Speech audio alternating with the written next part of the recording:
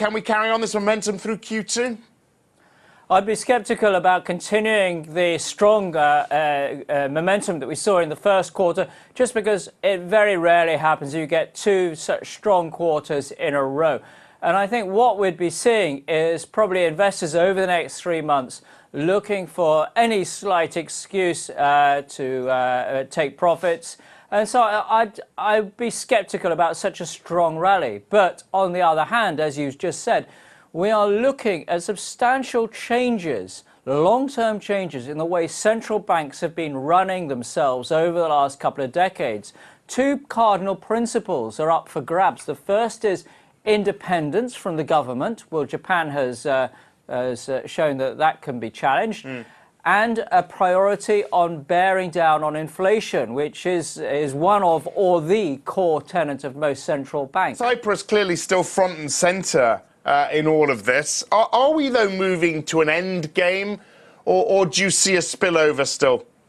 Well, my fear is that what had been considered the end game, setting up a banking union as the first step towards fiscal and economic union, that might prove to be a cul-de-sac, as it were, because there were three elements to that. There was common regulation, common supervision, and a common mutualization, a bailout system whereby the Northern Europeans would be willing to bail out a Southern European bank to save that Southern European bank's government having to go to the bond market and then introduce austerity.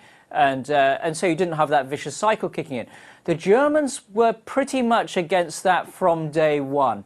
What we've seen over the Cyprus issue is that idea that you do not have a common mutualization of a bad bank's problems throughout the Eurozone. That idea has been cemented. What sectors do you like right now? Well, it would continue to be probably your high-yielding defensive areas that produce a good dividend, because in this so-called great rotation that we've seen so far, as investors move out of low-yielding government bonds and into equities, we have seen them move into your more defensive equities, which is really demonstration that the first quarter was not so much risk on. Otherwise, you would have seen more cyclically sensitive areas outperform. But it was an aversion from bonds rather than enthusiasm for risk. And so people have gone to healthcare, consumer stocks. And I dare say that trend will persist. All right.